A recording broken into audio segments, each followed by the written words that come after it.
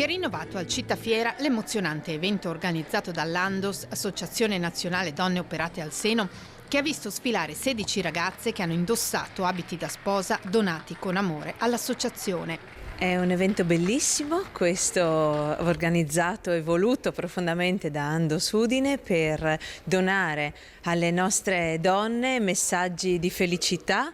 Noi donne siamo capaci di moltissime cose e grazie a questa iniziativa benefica possiamo donare gli abiti da sposa. L'impegno è quello di poter regalare questi abiti a donne che, pur desiderandolo profondamente, non possono permettersi di realizzare il loro sogno.